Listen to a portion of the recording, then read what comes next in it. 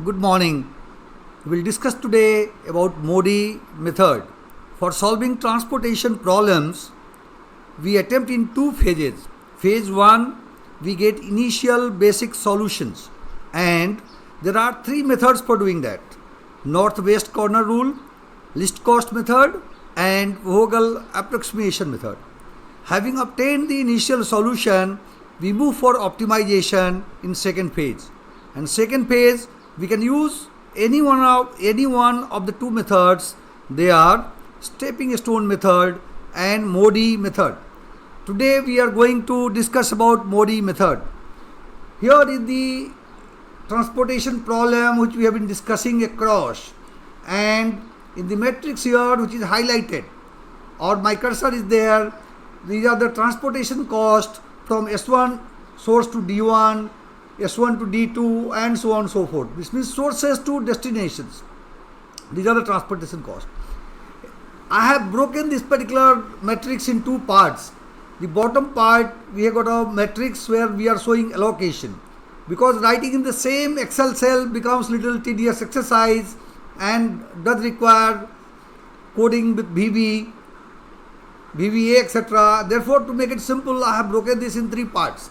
So the second part, this is the solution which has been obtained using BHAM, and as you can see here, the overall cost using BHAM is 2030.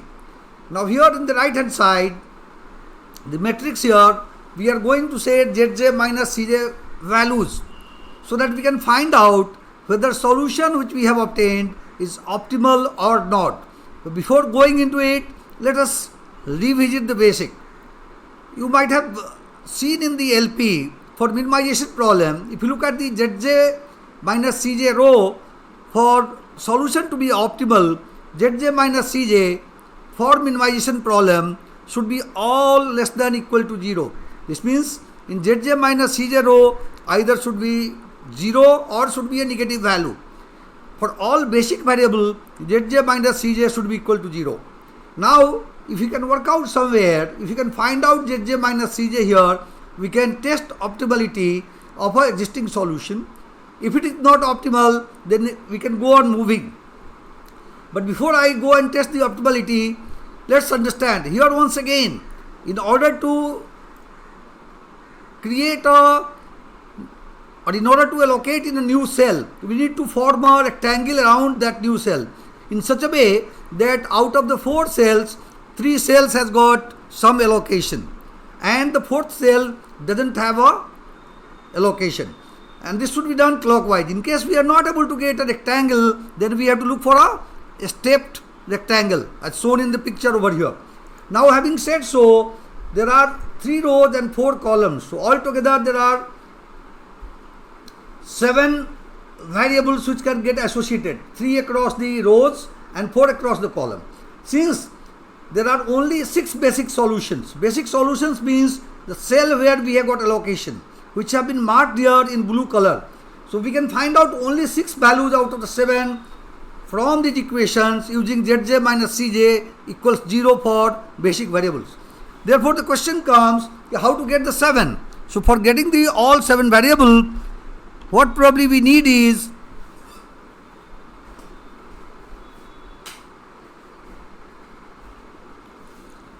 assuming a particular value. So let us do that.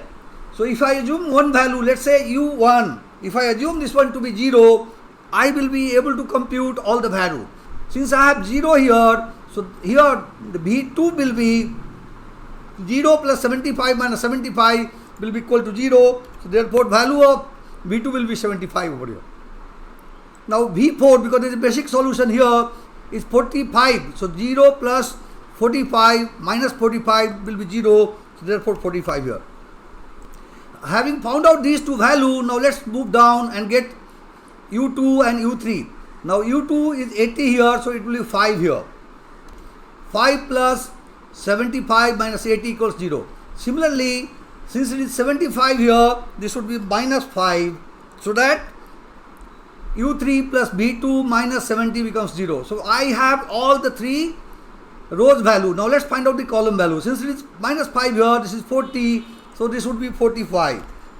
Similarly, here Since it is 5, this is 40, so this will be 35. Now having computed this, let's find out Zj minus Cj for non-basic variable, which is shown here on the right hand side by the white cells, by the unhighlighted cells. So let's compute for S1 D1. Now S1 D1 will be 0 plus 45 minus 50, which will be minus 5 here. S2 D1 would be 5 plus 45, 50 minus 65, minus 15 here. Let's compute S1 D3. S1 D3, this is 0 plus 35 minus 30, this will be plus 5 here. And then S3 D3. S3 D3, this is minus 5 plus 35, 30 minus 50, minus 20 here. And then S2 D4. S2 D4. So here we take 50 minus 60, minus 10 here. And finally S3 D4. This is minus 5, 45, 40 minus 55, minus 15 over here. So you see here, out of all the values, only one value is positive, and therefore the solution what we have obtained from Vogel is not optimal. And this also suggests that if I do make a allocation in D3, I will head for a better solution. I'll get a better solution. So with this particular assumption, let's move forward. With this particular knowledge, let's move forward and try allocating something at S1 D3. So we go here, and once again I will just copy this solution which I had in the previous stage over here. So here I have to allocate at S1 D3. Now I have to look for a rectangle, as I mentioned earlier, around D3. So now when you look around D3, you get a very quick rectangle here, and this is, let's make it yellow color. So if I move, so this rectangle will be like this. Let me make it white, because wrongly I made it a rectangle over here. So here, now here you look at, you have got 3 allocations in the corner. This means, I can allocate maximum 2 units, because I have to look at the list between the three allocation. So lowest number out of 3 allocations are 2, 2, 7 and 10, lowest is 2. Therefore, I do make allocation here 2, plus 2 here, next will be minus 2, 10 minus 2, 8, and then this will be 7 plus 2, 9, and this will become 2 minus 2, 0. So this becomes a new allocation, and if I do this new allocation, what I get here is, let us color in the same color, okay, and this make it white, because this is blank cells now. So after doing this, new allocation looks like this. So this new allocation, as you see here, again will compute Zj minus Cj for all the non-basic variable to ensure that whatever solution we have got is optimal. So that's what we'll do again here. So let's make it all, let's look at UI Vj computation once again, and using UI Vj computation, we'll look at Zj minus Cj for non-basic variable and fill it up, and then we'll decide whether it is optimal or no. I'll take S1 to be 0. The moment S1 is 0, here we get 45.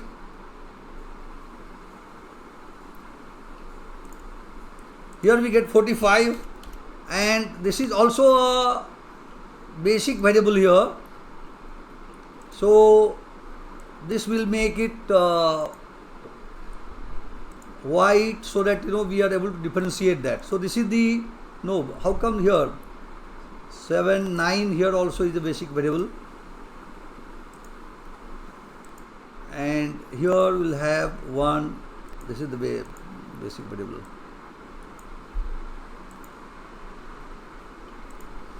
So the same shape should be here, which is the way it is. Now let's look at here 0. So this becomes 30, 45, 45. Now since this is 30 here, this will become 30 plus 10. So the value over here will be 10. Now since it is 10 here, this is 80 here. So here it will become 70. Now once we have 70 here, this is 70. So this will become 0. Now using this 0, this is 40 over here, so this will become 40. Now I have got all ui and vj values. Once again, let us find out zj minus cj per water cells or white cells. And if they are all negative, this means we have reached the optimal solution. So let's calculate for S1 D1. So 40 minus 15, this becomes minus 10. And S2 D1, here S2 D1 is 10 plus 40, 50 minus 65 minus 15. S1 D2, so 0 plus 70 minus 75 minus 5. And then we come back to S3 D3, 0 plus 30 minus 50, this means minus 20. And then we go to S2 D4, 10 plus 45, 55 minus 60, minus 15. And finally S3 D4, looks like we are hitting the optimal solution, 0 plus 45, minus 55, minus 10. Yeah, we see here that all the non-basic variable zj minus cj are negative. This means we have reached the optimal solution. And you see, optimal solution, optimal cost for this allocation is 2020. This was the same cost which was obtained by stepping stone method. So therefore, friends, using MODI, we have obtained an optimal solution, and you know now how you can use MODI method to get optimal solution. In my personal opinion, I prefer MODI because it is little less cumbersome compared to a stepping stone, but it is your choice. Both methods I have recorded. You can use any one if you like to do for solving the optimization of transportation problem. Thank you.